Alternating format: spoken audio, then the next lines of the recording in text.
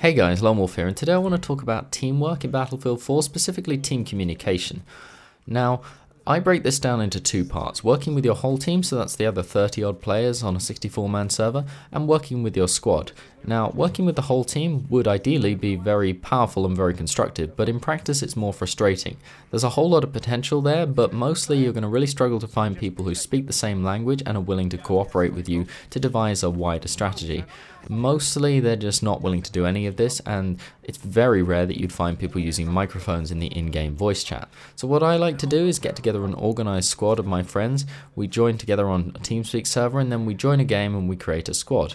I find this by far the most effective way of winning games and having a lot of fun. This will make up for a lot of individual weaknesses if you do it this way. You'll find that you're able to make weaker players better and stronger players even stronger, and when you do lose, it's going to feel fair enough. It's going to feel like, hey, we were trying and the enemy team still beat us. It's much less frustrating than playing with just random players where you often feel like your team has really let you down, where you were trying and they just weren't. So this way you feel like you've got competent players who are really trying to win. That helps, and the defeat is softened somewhat by the fact that you have people to laugh it off with. So I'd really recommend this is the way you try and play the game. But the first thing you have to do is get this set up, and obviously the first part of that is getting a microphone. Now, you don't have to have an expensive condenser microphone in order for you to sound okay in-game. All you really need to do is get a microphone that's good enough that people can understand you, and just make sure that your levels aren't too low and aren't too high. You should also check for electromagnetic interference. Now, you should check this in-game, because very often what I find is that people are using analog inputs, so that's those 3.5mm jacks on the front of their PCs, can introduce a lot of interference when they're speaking with people, and they have no idea that that's going on. The main reason for this is that when you start playing a game, your PC's power draw increases dramatically. And if you have cables running alongside all the power cables inside your PC or alongside components, they can pick up electromagnetic interference off those, and to the other people in the call that's going to sound like a very high-pitched white noise, and that's incredibly unpleasant for them, and they are certainly not going to be able to hear you. So you need to get Audacity or get some sort of recording software up, and you need to take a recording of yourself while the game is loaded. And then you check it back, you make sure it's not too loud, not too quiet, and that there's no interference.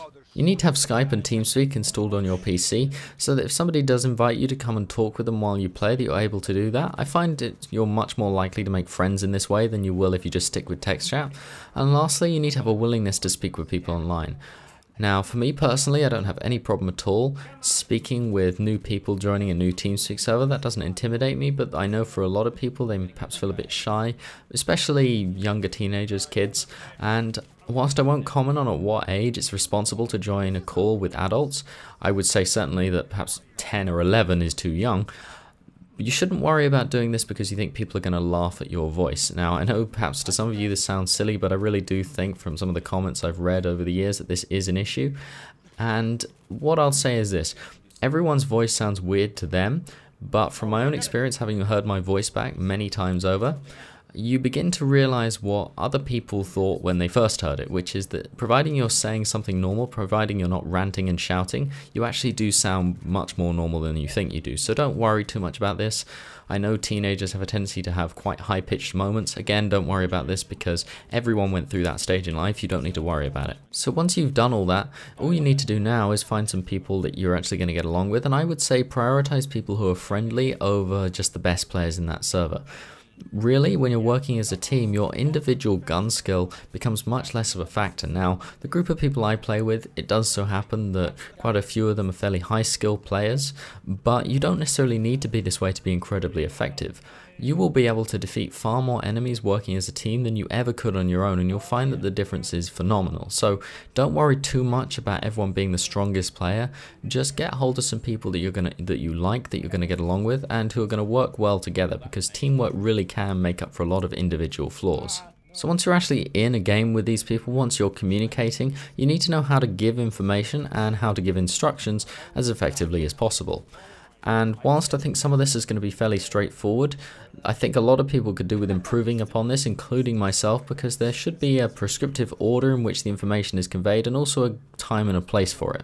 So when it comes to when you should give a call out, this is most of the time, but you've got to decide if somebody else is speaking whether you should interrupt them. And this is going to come down to time sensitivity, whether or not what you have to say needs to be communicated ahead of what they have to say in order to give you the best outcome. So if they're giving a strategy call, what you need to do next as a group, and that information can wait 5 seconds, but your call is to tell them that somebody's flanking around, then you should feel free to cut across them. This isn't impolite, and everyone should really understand that this isn't them being rude, it's just them trying to act in the best interests of that team. Likewise, whilst I wouldn't discourage people from having conversations about stuff that isn't game related, because I actually think it helps to keep the mood fairly light, which in turn makes people play better, I would say don't be offended if somebody cuts across you with something pertinent to that game that's more time sensitive. That's not them being rude, it's just the fact that that information needs to be communicated immediately, and what you're having a conversation about can wait a few seconds. So once you've decided you are going to give a call, how do you say it as effectively as possible? Because in all likelihood, the moment you had that information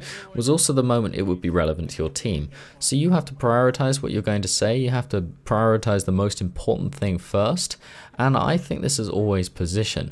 So instead of saying, there's an Amtrak on the bridge, try to say, on the bridge, Amtrak. This isn't because there's a huge time difference between those two examples, but because oftentimes you're going to want to give more information about the enemy, and you don't want to be giving that before you tell them where they are. So if, for example, you started off with, oh, there are 1, 2, maybe 3 enemies on top of that rooftop, then you've procrastinated for quite a while before you actually tell them where the threat is, and they're not going to be able to react to that position until you tell them right at the end. If, however, you said on the rooftop, 1, 2, maybe 3 enemies, then they've got the most important bit of information first, and then they're gradually going to pick up on everything you know as you say it. It's by far a more efficient way to do it.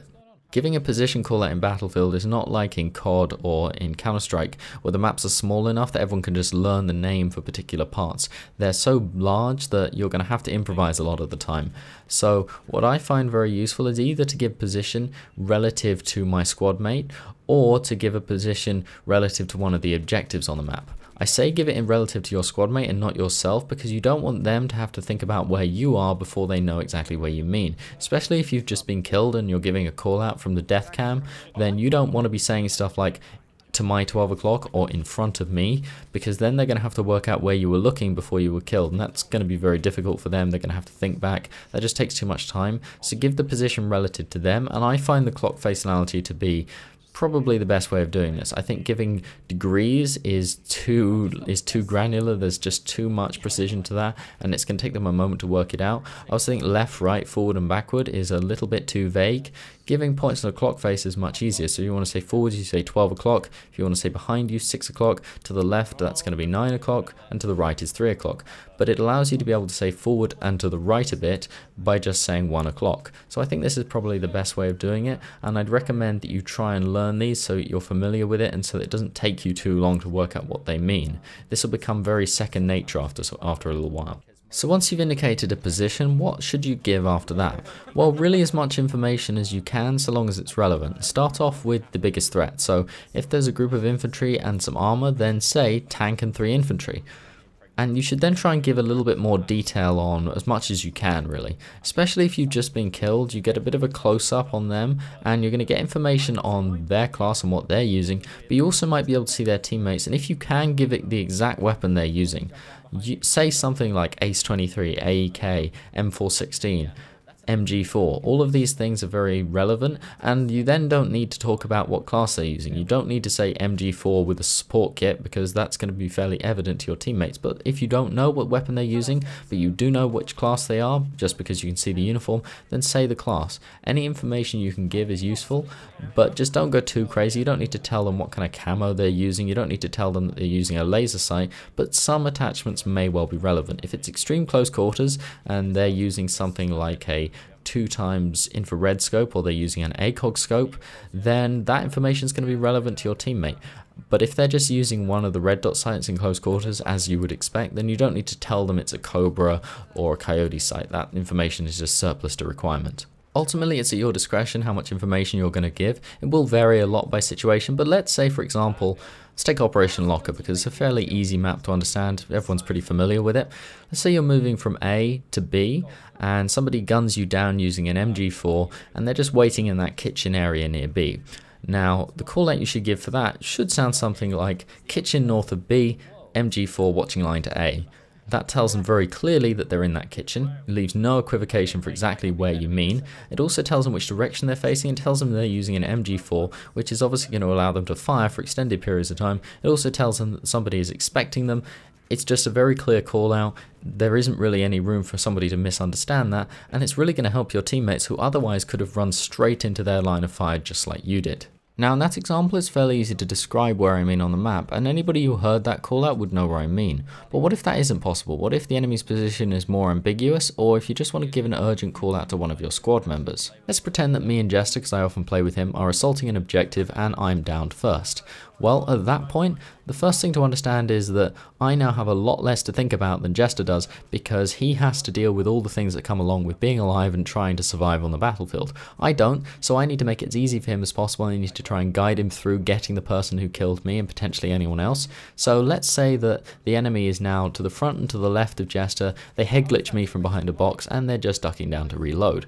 Well then, my call out to them could be something along the lines of, Jester, you're 11 o'clock behind the box, Scar H. By doing that, I've told him where he should start looking, I've told him to look out for a box, and then I've told him what class it is by saying Scar H, and I've told him that that person therefore has a particular damage model, a particular rate of fire, and that they can heal. The only grey area I see as far as referencing an enemy's position relative to you is if an enemy walks over your dead body. Saying on my body isn't too bad. I still think it would be better to give a point of reference for them, but it's probably not too bad because they'll be able to see that on the HUD or on the minimap, so you might get away with that one, and that's not too bad. You certainly shouldn't feel obliged not to do this. Now in both those two prior examples I avoided talking about the player's health status, and this is my general practice. I don't like to mention it because if I do, it puts an unconscious pressure on my teammates to rush in and kill them there and then, to do it very quickly, and that leads to mistakes. And I don't really think that you should conduct any kind of assault that you wouldn't attempt if the player was on full health, so I don't like to bring that into the equation. The only time I might is if it's lower than about 20%, where it's less than the max damage of any weapon, and landing one bullet on target should be possible with even the most reckless attack, so I might do it then.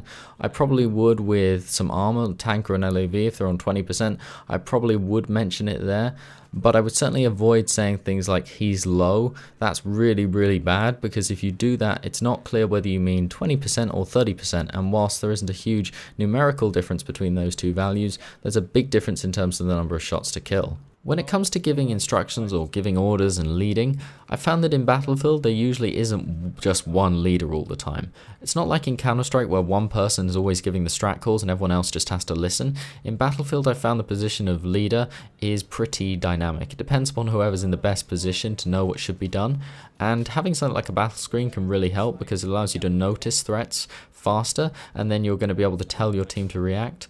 Obviously whoever's leading, usually they're going to be a pretty high skilled player as well if you've got one, but it doesn't necessarily need to be that person. It could just be whoever is best at devising a strategy, and it can change in the middle of a game. So don't expect that one person's going to give orders, don't expect that it's going to be you just telling everyone what to do. Expect to flow pretty fluidly. I know that it's going to be a difficult thing to explain really, but you need to be able to give orders and you need to be able to take them without really having any kind of friction there. If you're not able to do this with your squad, then perhaps something's a little bit wrong. Perhaps you haven't quite picked the right sort of people. So of all the advice I could give, I really do think that playing in a squad like this is probably the bit that's going to have the biggest impact on both your individual and your team's score. Sometimes it's even just a bit too powerful. In this Flood Zone gameplay, we actually switched teams around 400, 500 tickets in because we realized the enemy team was just getting crushed and it was getting pretty boring for us. We didn't manage to win the game in the end, but we did manage to make a significant difference to the balance of the tickets, and I would recommend that, especially if you're playing with a very high skilled squad, that you take some responsibility for balancing the game and keeping it fun for everyone. Now, if you don't play in a squad, I'd recommend you try it out. If you already do, then I hope you found my advice on this useful and interesting. Thank you very much for watching. If you enjoyed, leave a like and subscribe, and I'll see you next time.